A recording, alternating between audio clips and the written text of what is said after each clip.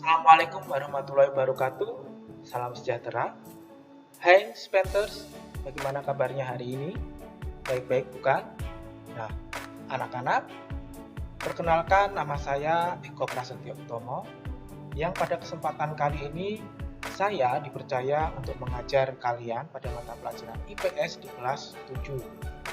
Nah, pada kesempatan kali ini kita akan belajar tentang ruang dan interaksi antar ruang.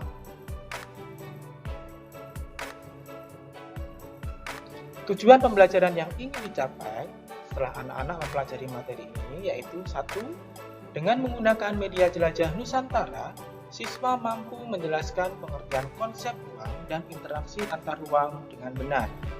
2. Dengan menggunakan media jelajah Nusantara, siswa mampu menjelaskan 3 contoh interaksi keruangan yang terjadi di wilayahnya dan antar wilayah di Indonesia dengan benar. Sedangkan yang ketiga di sini, dengan menggunakan media jelajah Nusantara, siswa mampu menjelaskan kondisi saling bergantung yang diperlukan untuk terjadinya interaksi antar ruang dengan benar. Nah, sebagai pengantar, di layar anak-anak sudah ada 3 tokoh dari Janus dan kawan-kawan. Yang pertama, berbaju merah itu adalah Janus, berkaos ungu itu adalah Helga, dan berkaos biru itu adalah Kenzi. Nah, seperti yang kalian lihat di sini Janus, saya informasikan Janus di sini tinggal di daerah pesisir pantai. Nah, menurut Janus, manusia tinggal pada suatu ruang tertentu di permukaan bumi. Masing-masing ruang memiliki karakteristik sendiri yang berbeda dengan tempat lainnya.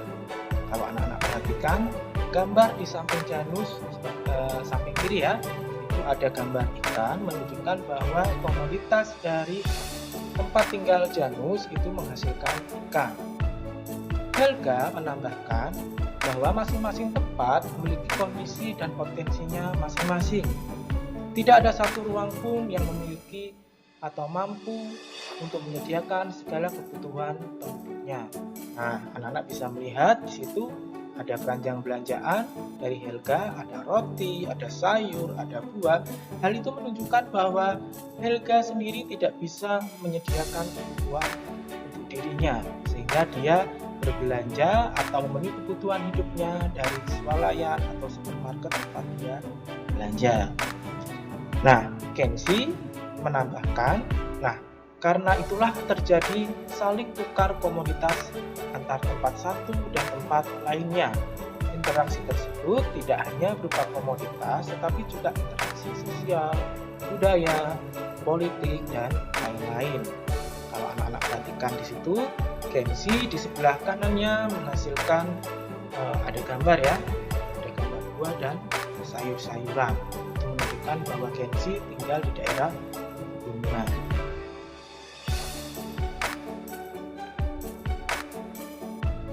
Ruang itu apa sih?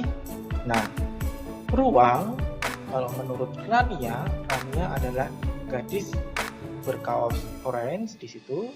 Menurut Rania, ruang itu adalah tempat di permukaan bumi, baik keseluruhan maupun hanya sebagian yang digunakan oleh makhluk hidup untuk tinggal.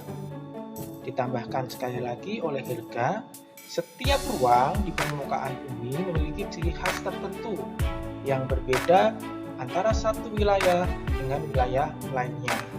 Nah, karakteristik inilah yang kemudian menciptakan keterkaitan antar ruang di permukaan bumi. Kenzi menambahkan, perbedaan karakteristik ruang tersebut menyebabkan adanya interaksi antara satu ruang dengan lainnya, karena setiap ruang membutuhkan ruang lainnya untuk memenuhi kebutuhan hidupnya. Lalu, bagaimana dengan kondisi ruang yang ada di tempat tinggal anak-anak? Apakah anak-anak bisa mencukupi kebutuhan dari ruang atau tempat tinggal anak-anak sendiri? Nah, silahkan diamati ruang menjadi tempat tinggal anak-anak sekarang. Nah, di sini Janus menambahkan bahwa masing-masing tempat memiliki kondisi dan potensinya masing-masing. Tidak ada satu lokasi pun yang karakteristiknya sama persis antara satu dengan yang lainnya. Janus mencontohkan daerah pegunungan sebagai penghasil sawit dan daerah pesisir pantai sebagai penghasil ikan laut. Kalau anak-anak perhatikan di selembar samping, daerah pegunungan di situ ada orang-orang yang sedang melakukan aktivitas cocok tanam. Sedangkan di daerah pesisir pantai ada orang-orang yang sedang melakukan aktivitas kembali dari laut dan membawa hasil tangkapan ikan. Itu.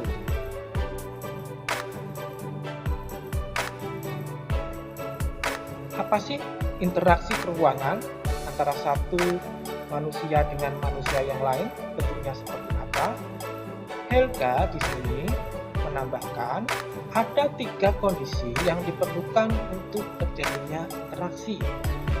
Yang pertama, bila adik-adik lihat, di situ ada A, yaitu saling melengkapi, yaitu complementary. B, kesempatan antara atau intervening opportunity. Dan C, kemudahan transfer atau transfer ability. Nah, apa saja maksud dari ketiga istilah tersebut? Mari kita pelajari dengan slide-slide berikutnya. Nah, yang pertama yaitu complementary. Adik-adik bisa lihat di situ ada 2 gambar. Yang pertama Rania berbaju orange dan Helga berbaju ungu. Rania dia tinggal di wilayah A yaitu di Kabupaten Malang. Sedangkan Helga dia tinggal di wilayah B Surabaya. Nah, kedua tempat ini terjadi interaksi antara satu dengan yang lainnya karena adanya saling melengkapi. Wilayah A Kota Malang daerah pegunungan di sini surplus sayuran, sedangkan wilayah B Surabaya di sini surplus ikan. Itu. Sehingga terjadi interaksi. Bila anak-anak perhatikan, kondisi saling melengkapi terjadi jika ada wilayah-wilayah yang berbeda komoditas yang dihasilkannya. Wilayah A misalnya merupakan penghasil sayuran, sedangkan wilayah B merupakan penghasil ikan. Wilayah A membutuhkan ikan, sedangkan B membutuhkan sayuran. Jika masing-masing memiliki kelebihan atau surplus, maka wilayah A melakukan interaksi dengan wilayah B melalui aktivitas perdagangan atau jual beli. Seperti itu. Nah, perhatikan tempat tinggal kalian, kebutuhan apa yang merupakan surplus tempat tinggal kalian, dan bandingkan dengan tempat yang lain. Apakah bisa terjadi interaksi dengan tempat yang lain? Nanti silahkan anak-anak bisa mengerti. Nah, kondisi yang kedua yaitu intervening opportunity. Tadi pada penjelasan slide sebelumnya ada wilayah A Kota Malang surplus sayuran tetapi minus ikan, sedangkan kota B Surabaya di sini adalah kotanya Helga, dia surplus ikan tetapi minus sayuran. Namun ada kota C Sidoarjo misalnya, di sini ada surplus ikan.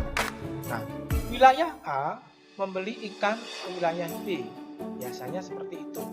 Namun diketahui ada wilayah penghasil ikan lain, yaitu wilayah C yang jaraknya lebih dekat daripada A membeli ke wilayah B.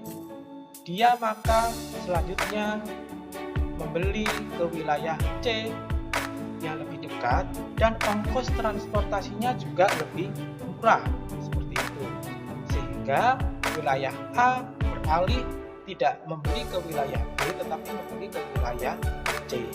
Ada 2 tanda panah. Arah panah antara interaksi wilayah A dan B itu digambarkan garis hitam putus-putus, itu menunjukkan bahwa interaksinya mulai melemah. Nah, kenapa melemah? Karena wilayah A sudah tidak melakukan interaksi dengan wilayah B.